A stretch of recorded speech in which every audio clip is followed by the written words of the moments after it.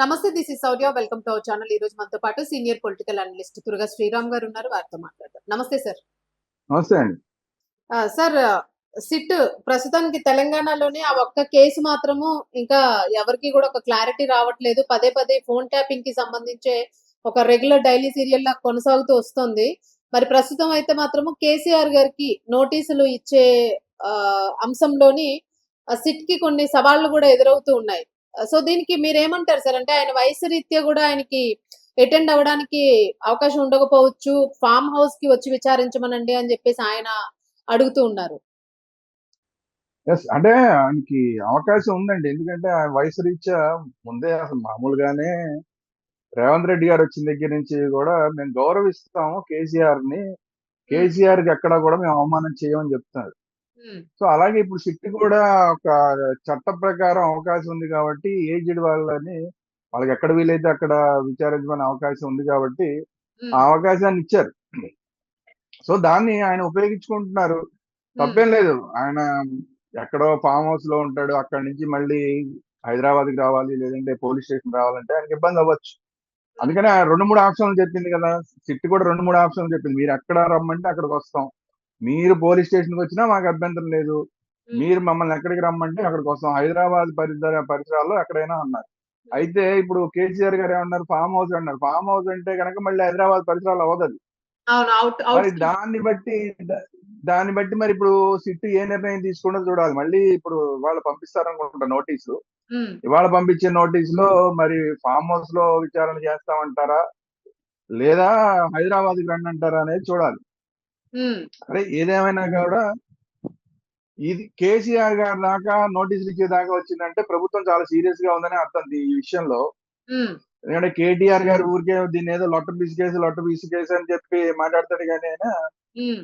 అసలు గతంలో ఇలాంటి ఫోన్ ట్యాపింగ్ కేసుల్లో ప్రభుత్వాలే పడిపోయినాయి కేంద్ర స్థాయిలోనే. హ్మ్. ప్రధానమంత్రులు రాజీనామా చేయాల్సిన పరిస్థితులొచ్చినాయి. అందువల్ల ఇదేదో లొట్టపీస్ కేసు గాదు, చిన్న కేసు గాదు. హ్మ్. నిజంగా గనక ప్రూవ్ అయితే ఈళ్ళందరూ పుట్టి మునుగుతుంది. బీఆర్ఎస్ అనేది పుట్టి మునగడం ఖాయం. అయితే హ్మ్. ఏంటంటే ఇప్పుడు వాళ్ళు అధికారంలో లేరు కాబట్టి చట్టాన్ని ఎదుర్కొంటారు. అధికారంలో ఉంటే గనక రాజీనామా చేయాల్సిన పరిస్థితులు కూడా వచ్చుండేవి వీళ్ళకి. అవును. అధికారంలో లేరు కాబట్టి కేసులను ఎదుర్కొంటారు. అవసరమైతే జైలుకి కూడా వెళ్లాల్సిన పరిస్థితులొస్తాయి. హ్మ్. ఎందుకంటే కేటీఆర్ గారికి వచ్చేసింది ఇది. హరీష్ రావు గారికి వచ్చింది. సంతోష్ రావు గారికి వచ్చింది. అంటే హ్మ్. ముందు అధికారులందరినీ ఎంక్వైరీ చేసిన తర్వాత వీళ్ళ దగ్గరికొచ్చారు. అంటే హ్మ్. అధికారులు ఇచ్చిన ఇన్ఫర్మేషన్ ఆధారంగానే హరీష్ రావు గారి దగ్గరికొచ్చి ఉంటుంది.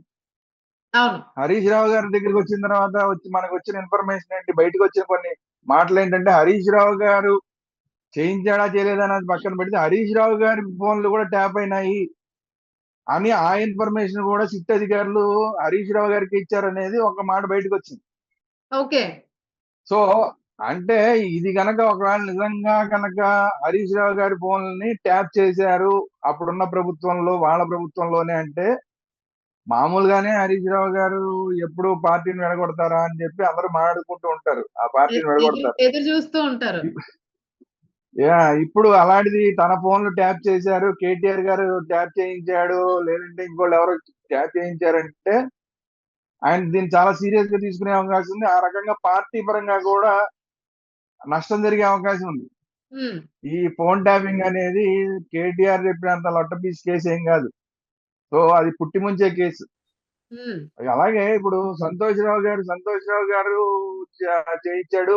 ఈ దాని మొత్తం వ్యవహారం వెనకాలంతా కూడా సంతోష్ రావు ఉన్నాడని చెప్పి కవిత గారు మాట్లాడింది. హ్మ్. మా ఆయన ఫోన్‌లు కూడా ట్యాప్ చేయించాడని మాట్లాడింది. సో, ఇవన్నీ గనక ఒకవేళ రేపొద్దున అఫీషియల్‌గా ఈ ప్రభుత్వం బయట పెడితే ఎవరెవరు ఫోన్‌లు చేశారనేది గనక బయట పెడితే హ్మ్. అది మళ్ళీ కవిత కూడా ఇప్పుడు దీని మీద కంటిన్యూయస్‌గా ఆళ్ళకి రిటార్డ్ ఇస్తోంది. ఎప్పుడు అవకాశం వస్తే అప్పుడల్లా ఇస్తోంది. అవును. వాళ్ళ ఆయన ఫోన్‌ని కూడా ట్యాప్ చేశారంటే, అంటే సొంత ఇంటి అల్లుడి ఫోన్‌ని ట్యాప్ చేశారంటే ఎంత అసహ్యకరమైన విషయం అది. అవును. కూతురు, అల్లుడు మాట్లాడుకునే మాటలు విన్నారు అంటే ఇంకెంత అసహ్యంగా ఉంటది. మనం మామూలుగా మాట్లాడడానికి చాలా అసహ్యంగా ఉంటుంది. అవును. కూతురు, అల్లుడు ఫోన్‌లో మాట్లాడుకుంటుంటే విన్నారు, వినేలాగా చేశారంటే హ్మ్. ఏ స్థాయికి దిగజారినట్టు లెక్క. హ్మ్. సో, ఆ రకంగా కూడా బీఆర్ఎస్ పార్టీకి పుట్టుకునిగే అవకాశం. హ్మ్. సినిమా ఆర్టిస్టులు. చాలా మంది సినిమా ఆర్టిస్టులు అసలు టాలీవుడ్ ని వదిలి వెళ్ళిపోవడానికి, కొంతమంది విడాకులు తీసుకోవడానికి కూడా కారణం ఈ ఫోన్ ట్యాపింగ్ అనేది బయట చర్చల్లో ఉంది. ఉమ్, ఒకవేళ అది వాస్తవం, వాళ్ళ ఫోన్లన్నింటినీ కూడా ట్యాప్ చేసిన మాట వాస్తవం అని తెలిస్తే ఇంకెంత కేటీఆర్ పరిస్థితి ఏంటి? అవును. సో ఇవన్నీ కూడా వీళ్ళందరి యొక్క క్రెడిబిలిటీ అనేది, హరీష్ రావు క్రెడిబిలిటీ, ఉమ్, కేటీఆర్ క్రెడిబిలిటీ, సంతోష్ రావు గారి క్రెడిబిలిటీ ఏం పాడలేదండి. ఏదో ఆయన దయాధర్మం మీద, కేసీఆర్ దయాధర్మం మీద ఎంపీ అవుతాడు, ఆయన రాజకీయ నాయకుడు కాదు, పాడు కాదు, ఆ, ఏదో అటు ఇటు కాకుండా మీడియేటర్ లాంటాడు. ఇంకా అంతకన్నా మనం అంతా అనవసరం, కానీ ఉమ్, ఎంపీ చేసిన వాడు కూడా అంతకంతా అనవసరం. సో ఆయన మీడియేటర్ లాంటి వాడు, అంతకుమించి ఆయనకి మనం వాల్యూ ఇవ్వక్కర్లేదు. అదే ఈ మొత్తం వ్యవహారం గల కేసీఆర్ గారు ఉన్నారు, కేసీఆర్ గారి అనుమతితో ఇవన్నీ జరిగినాయి అంటే మాత్రం, కేసీఆర్ గారు ఇప్పుడు దాకా ఏదో తెలంగాణకి జాతిపిత ఇవి అవి అని మాట్లాడినది కూడా ఉమ్, రేపు పొద్దున ఇలా ఫోన్ ట్యాపింగ్ చేస్తావా, ఇలాంటి అనైతికమైన చర్యలు దిగుతావా, నీ కూతురు ఆల్రెడీ మాట్లాడుకునే మాటలు నువ్వు వింటావా ట్యాపింగ్ చేసి అని ఉమ్, చీకొట్టే అవకాశం ఉంది. కాబట్టి ఆ విధంగా కూడా కేసీఆర్ గారికి క్రెడిబిలిటీ పూర్తిగా దెబ్బతినే అవకాశం ఉంది. ఉమ్, అసలు ఇది జరిగిందా జరగలేదా అంటే, అసలు మనకి ఎప్పుడో కేసీఆర్ గారు ప్రభుత్వం వచ్చిన కొత్తల్లోనే చంద్రబాబు నాయుడు గారు మాట్లాడిన మాటలు, మా అప్పుడు మన రేవంత్ రెడ్డి గారు తెలుగుదేశంలోనే ఉన్నాడు, అప్పుడు కొన్ని వ్యవహారాలు జరిగినాయి, ఉమ్, డబ్బులు పట్టుకోవడం ఇవన్నీ జరిగినాయి. అవన్నీ ఎలా జరిగినాయి, అప్పుడు ఎలా తెలిసిందంటే ఈ ఫోన్ ట్యాపింగ్ ద్వారానే తెలిసింది అనేది ఆ రోజు తెలుగుదేశం వాళ్ళు మాట్లాడిన మాట. ఉమ్. మా ఫోన్లు ట్యాపింగ్ చేశారు కేసీఆర్ గారు అని ఆ రోజే మాట్లాడారు.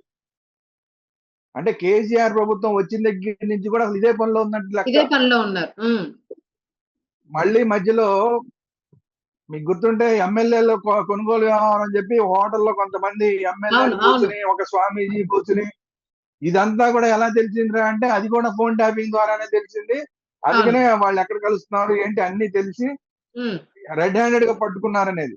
అవును. సో అది కూడా మనకి రుజువు, వీళ్ళు అసలు ఫోన్ ట్యాపింగ్ చేస్తారు. అప్పుడే ఈ వ్యవహారం ఎక్కువ బయటకు వచ్చింది సార్. దాంతోనే చాలా బయటకు వచ్చేసింది అప్పుడు. అందుకనే అంటున్నాయి అంటే, ఇప్పుడు ఇది రెండోసారి వచ్చిన తర్వాత జరిగిన వ్యవహారం ఇది. ఉమ్, రెండోసారి కేసీఆర్ ప్రభుత్వం వచ్చిన తర్వాత ఈ స్వామీజీ ఎమ్మెల్యేలు కొనుగోలు ఇవన్నీ జరిగినాయి. ఉమ్, అంత ఫస్ట్ టైం వచ్చినప్పుడు చంద్రబాబు నాయుడు గారు, రేవంత్ రెడ్డి. ఉమ్, ఇక ఈ మధ్యలో ఇక రేవంత్ రెడ్డి దగ్గర నుంచి మొదలు పెడితే కాంగ్రెస్ నాయకులు, ఇంకా తెలుగుదేశం నాయకులు, వీళ్ళు వాళ్ళని అందరికీ ఫోన్ ట్యాపింగ్ చేశారు అనేది వాస్తవం అనేది అవును. ఇప్పుడు అందరూ మాట్లాడుతున్నారు. ఉమ్. సో సార్ ఇది ఇప్పుడు కనుక వాస్తవం తెలిస్తే నైతికంగా కూడా పార్టీకి ఇబ్బంది. ఇప్పటికే అసలు బీఆర్ఎస్ పార్టీ చాలా ఇబ్బందుల్లో ఉంది. దానికి తోడు ఇలాంటి అనైతికమైన పనులు చేసింది అంటే ఆ పార్టీకి చాలా ఇబ్బందులు రాబోయే రోజుల్లో వస్తాయి. అసలు పార్టీ ఉంటుందా ఊడుతుందా కూడా కొంత డౌటే. అవును. సార్ ఇప్పుడు ఒక చిన్న ఇది ఈ ఫోన్ ట్యాపింగ్ అంటే ఇప్పుడు కవిత ఫ్యామిలీకి అలాగే కేసీఆర్ ఫ్యామిలీకి తండ్రి కూతుళ్ళు, అన్నా చెల్లెళ్ళు అని ఒక బంధానికి ఒక అడ్డుతెరైతే పడింది. సో ఇది ముఖ్యంగా కవిత లిక్కర్ స్కామ్ కి సంబంధించిన ఇష్యూ దగ్గర నుంచి వీళ్ళు డివైడ్ అవ్వడం అనేది మనందరం చూసాము. మరి ఈ లిక్కర్ స్కామ్ కి సంబంధించి కవిత పర్సనల్ గా గనక తనే ఇన్వాల్వ్ అయ్యి చేసిండుంటే, అందుకే ఒకవేళ కేసీఆర్ పక్కన పెట్టుండుంటే, ఇది ఫోన్ ట్యాపింగ్ వల్లనే ఆయనకి ఇదంతా అనుకున్నాం గదా! అంటే ఇదంతా కూడా అప్పుడు బయటపడింది అని అనుకోవచ్చా? ఒకవేళ కేసీఆర్ దృష్టికి వెళ్ళడం. ఆయనకి ఒక క్లారిటీ ఉందనుకోవచ్చా దీనికి సంబంధించి? అసలు ఫోన్ ట్యాపింగ్ ద్వారా ఇవన్నీ ఆయన రోజు వింటూ ఉంటే, హ్మ్. కవిత సొంతంగా ఒక నిర్ణయం తీసుకుని అంత పెద్ద స్కామ్ ఎలా చేయగలుగుతుందండి? అంతే అంటారా? దాంట్లో వీళ్ళ ఇన్వాల్వ్మెంట్ ఏమి లేకుండా, ఎందుకంటే ప్రతి విషయం వింటున్నారు కదా, వీళ్ళు ఫోన్లలో వింటున్నారు కదా. అవును. ఫోన్ లో వింటున్నప్పుడు మొదటి రోజే దీన్ని ఆపుతారు కదా. హ్మ్. అంటే వీళ్ళందరి ఇన్వాల్వ్మెంట్లు ఉంటాయి. కాకపోతే ఏంటంటే కవితని ఒకదాన్ని బలిపశువుని చేశారు ఆ విషయంలో తప్ప, హ్మ్. అందులో కూడా వీళ్ళందరి ఇన్వాల్వ్మెంట్ ఉంటుంది. లేకపోతే ఆ రోజున కవిత ఏం మాట్లాడింది మీరు గుర్తెచ్చుకోండి, బీజేపీతో కలిపేయడానికి కూడా సిద్ధపడ్డారు మా వాళ్ళు అవును. పార్టీని అని. కేవలం కవిత కోసం పార్టీని ఎందుకు కలుపుతారండి? దాంట్లో అవును. ఇంకా ఎవరెవరో ఇన్వాల్వ్మెంట్లు ఉన్నాయి, వాళ్ళ హ్మ్. పేర్లు బయటికి రాలేదు. ఆ రోజు మిగతా వాళ్ళు ఎవరు బయటపడకుండా హ్మ్. అక్కడితో కవిత పేరు వచ్చింది కాబట్టి కవితతోనే ఆపేసే ఉద్దేశంతో కవితకి ఏదో నచ్చ చెప్పుంటారు, నీ వెనకాల మేము ఉంటాం, మేము చూసుకుంటాం అని చెప్పి ఆవిడని బలిపశు చేసి ఉంటారు తప్ప, హ్మ్. కవిత కోసం పార్టీని కలిపేసేంత పిచ్చివాడు కేసీఆర్ కాదు. హ్మ్. అలా కలిపేస్తానంటే కలపనిచ్చే అంత పిచ్చివాడు కేటీఆర్ కాదు. అవును. కాబట్టి ఏంటంటే చాలా మంది ఇన్వాల్వ్మెంట్లు దీంట్లో ఉంటాయి. ఆ అవును. రోజు కవిత బయటపడింది, పేరు బయటకు వచ్చింది కాబట్టి అక్కడ ఎవరో లీక్ చేశారు, ఢిల్లీ స్థాయిలో కవిత పేరు లీక్ చేశారు కాబట్టి ఆ ఒక్క పేరు దగ్గర ఆపేసి ఇంకా మిగతాదంతా కూడా సెటిల్మెంట్ చేసుకున్నట్టుగా కనబడుతోంది. హ్మ్. లేకపోతే పార్టీలు ఎందుకు వెళ్తారు? అందువల్ల ఏంటంటే ఈ రోజు వాటన్నిటికీ కూడా హ్మ్. ఈ రోజు కవితకి అవకాశం వచ్చింది. ఈ రోజు బయటపడే ఈ ఫోన్ ట్యాపింగ్ విషయంలో బయటపడే ప్రతి విషయాన్ని కూడా ఆవిడ క్యాష్ చేసుకుంటుంది. బీఆర్ఎస్ పార్టీ ఎంత నాశనం అయితే కవిత గారికి అంత అడ్వాంటేజ్ రాబోయే రోజుల్లో పార్టీ పెట్టబోతుంది. హ్మ్. ఇందులో ఉన్న వాళ్ళందరూ మళ్ళీ అందులోకి రావడానికి అవకాశం ఉంటుంది. ఇవన్నీ జరగాలంటే ఎంత బీఆర్ఎస్ పార్టీకి చెడ్డ పేరు వస్తే ఆవిడకి అంత మంచి పేరు వస్తుంది. హ్మ్. సో ఆవిడ కూడా వదలదు. ఇప్పుడు రేవంత్ రెడ్డి గారు మాత్రమే, కాంగ్రెస్ ప్రభుత్వమే వీళ్ళ మీద ఏదో కక్ష కట్టింది అనుకోవడానికి అవకాశం లేదు.